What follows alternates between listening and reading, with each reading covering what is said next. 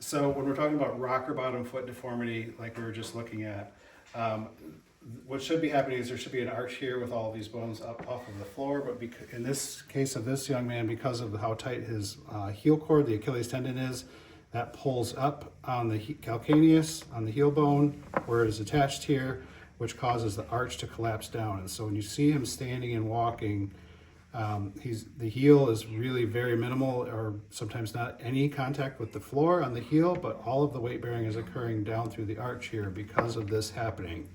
And so it's called rocker bottom foot deformity because the bottom of the foot is shaped kind of like a rocking chair.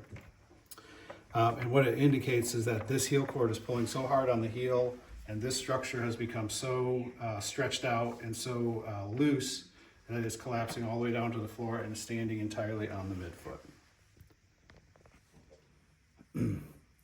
Okay, so this is the foot we're looking at here, and as I pull, he's sitting with his knee bent right now, so his range is a little bit better, but you can kind of see when I come down, see the heel moving, and then when I come up so far that it stops right there, and then all of the extra movement is coming from the joints right through the middle of the foot. So the heel stops plantar flexing at that point right there, and then all of this is movement coming from the middle part of his foot.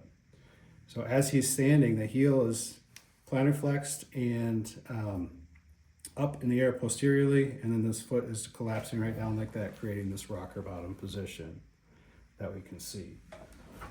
So what needs to happen, and it's very difficult, is the heel cord, which attaches here onto the calcaneus up to the calf muscle. This heel needs to actually be pulled down. Right now, when we're looking at it, it's kind of up like that. We need to even pull that down to try to stretch out this musculature. So to stretch, what we want to do is push these bones in the middle part of the foot, which are collapsed down. We're going to push those up, and at the same time we're pulling down on the heel. So we essentially pull right down on the heel, like I'm doing with my fingers there, while I'm pushing up on his arch to push the navicular and the talus back into position. And when I actually check his range, when these bones are in a neutral position, the actual range of motion at the ankle is about right there as far as that goes. Before, if I try to go further, it's not movement coming from the ankle joint, it's movement coming from the mid-tarsal and the subtalar joint. Well, that is a rocker bottom foot, and our goal is to try to maintain the support and the correction of the bones and joints in the middle part of the foot while stretching the contracted Achilles tendon and calf muscle. Very difficult to do once this foot structure is broken down this far, but that's the challenge.